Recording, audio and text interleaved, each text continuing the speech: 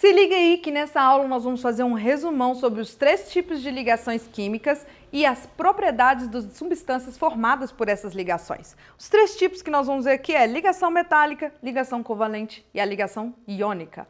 Vamos lembrar que as ligações metálicas são ligações formadas entre metais, as ligações covalentes são ligações formadas entre ametais e as iônicas entre um metal e um ametal. Só uma relembrada rapidamente que a tabela periódica, como eu sei se é um metal ou um ametal? A tabela periódica ela está dividida entre metais e não metais ou ametais, certo? No canto de cá, essa última coluna da tabela periódica é onde estão localizados os gases nobres. Os gases nobres, eles são substâncias que já têm a estabilidade eletrônica. Portanto, eles não se ligam com ninguém. Os outros elementos todos, eles fazem as ligações químicas, unem-se, os átomos se unem formando as ligações químicas para adquirir a estabilidade, para ficar com a configuração eletrônica parecer igual a de um gás nobre. Em geral, isso é dado pela regra chamada de regra do octeto. A regra do octeto ela diz que, em geral, um átomo ele adquire estabilidade quando ele tem 8 elétrons na sua última camada. E esse é o objetivo de uma ligação química, conseguir a estabilidade, conseguir esses 8 elétrons. Os metais, eles são maioria na tabela periódica. Aqui, toda a tabela, você vai ver uma pequena divisão aqui assim. Esse canto de cá é onde estão os ametais. A última coluna, os gases nobres, que não se ligam com ninguém, e o restante aqui é tudo metal. Tirando o hidrogênio. O hidrogênio não é um metal. Ele está aqui nessa região de metal, ele é o primeirinho aqui, mas ele não é um metal, tá? Ele é um ametal. Bom, então, se é entre metais, ligação é metálica. Se é entre ametais, a covalente. E se é entre um metal com ametal, a ligação ela é iônica. Quais são as diferenças desse tipo de ligação? A ligação metálica, ela forma metais. Ele forma uma substância metálica. Como que é essa ligação metálica? Os elétrons nas últimas camadas dos metais, eles não são muito fortemente atraídos pelo núcleo desses metais. Portanto, quando eu tenho metais interagindo com outros metais, eu formo uma coisa conhecida como uma nuvem de elétrons. Os elétrons desse átomo aqui, eles não estão presos a esse átomo. Eles ficam girando aqui em torno de todos, formando essa nuvem de elétrons. E essa movimentação dos elétrons é o que dá aos metais algumas de suas características, como por exemplo, a boa condutividade elétrica e térmica, seja no estado sólido, seja fundido. Por quê? O que eu preciso para ter condutividade? Eu preciso de cargas em movimento. E aqui eu tenho elétrons em movimento o tempo inteirinho, entendeu? Então, mesmo no estado sólido, eu tenho esses elétrons se movendo em toda a estrutura do metal. E esses elétrons se movendo em toda a estrutura é a força que mantém esses átomos ali juntos. E isso é que é a ligação metálica. Na ligação covalente, para adquirir estabilidade, para ficar então com os 8 elétrons na última camada, os ametais, eles compartilham elétrons. Então, digamos que eu tenho o hidrogênio precisando receber 1 elétron para ficar estável e o oxigênio precisando de receber 2 elétrons. Todo mundo está querendo receber elétron? Então, vamos compartilhar.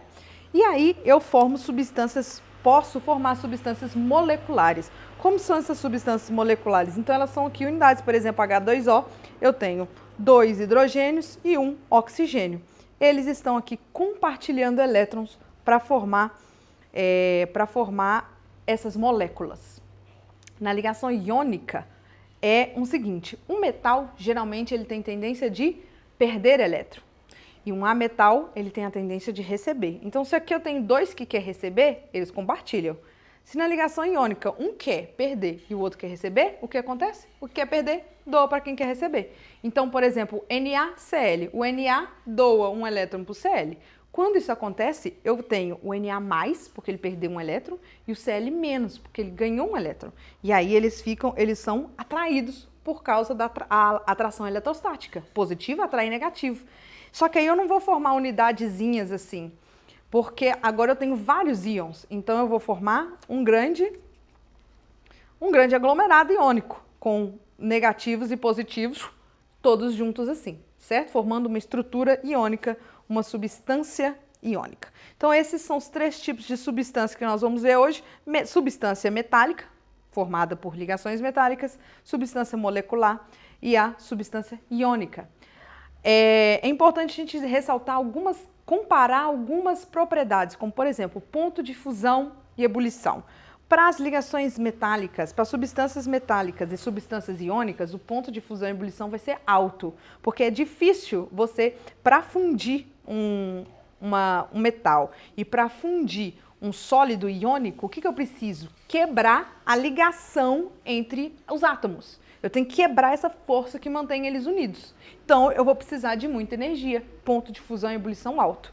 Mas nas moléculas, não. Para eu passar a água do estado líquido para o estado gasoso, eu não preciso quebrar a molécula e separar os átomos. O que eu preciso? Quebrar a interação que mantém eles unidos. É muito mais fraco do que quebrar a ligação. Então, neste caso aqui, essa aqui vai ter ponto de fusão e ebulição baixo. E os substâncias iônicas e substâncias metálicas vão ter esse ponto de fusão e ebulição altíssimo. Outra coisa muito interessante da gente saber é sobre a condutividade. Nós já falamos que o metal, ele sempre é um bom condutor, estado sólido ou estado líquido. Mas as substâncias covalentes, o que precisa para conduzir? Preciso de cargas em movimento. Tem carga aqui em movimento? Não, não tem, né? Os átomos aqui, uma molécula aqui, essa molécula aqui, por exemplo, é uma molécula neutra. Porém, tem uma coisa interessante aqui na ligação nas substâncias iônicas. O que? A substância iônica é formada por íons carregados positivamente e negativamente. Então, eu tenho carga. Só que quando ele está no estado sólido, ele está ali, ó, ele não consegue dar a mobilidade necessária para ter a condutividade, certo? Eles estão ali só vibrando na estrutura, não separa. Só que, se eu coloco, o que acontece se eu colocar essa estrutura na água? Veja aqui que eu tenho essa estrutura iônica e aqui várias moléculas de água. A água é uma substância polar. O que é uma substância polar? Ela tem polos, um polo parcialmente positivo, polo parcialmente negativo. O que acontece? O oxigênio é parcialmente positivo, né? O oxigênio é parcialmente positivo, o oxigênio é parcialmente negativo e os hidrogênios positivos. Então, o que vai acontecer? Os hidrogênios, que são parcialmente positivos, vão interagir aqui com os ânions e vai aos poucos conseguindo separar. E os cátions são atraídos aqui pelos oxigênios que tem na molécula de água e vai conseguindo esta separação. Aos poucos, quando eu misturo lá, a água consegue isolar cada uma desses ânions e consegue dissolver. Isso aqui é a dissolução de um sal. Para o sal, quando você pega o sal e dissolve ele na água, a água vai separando todos os íons que estavam ali nesse composto, ela consegue ir separando eles. Quando ele está separado, agora esses íons eles têm mobilidade. Então, quando em estado líquido, substâncias iônicas são condutoras de eletricidade. Então, esse é um resumo das ligações. Esse é um resumo das ligações químicas e as propriedades das substâncias formadas. Nos vemos na próxima aula.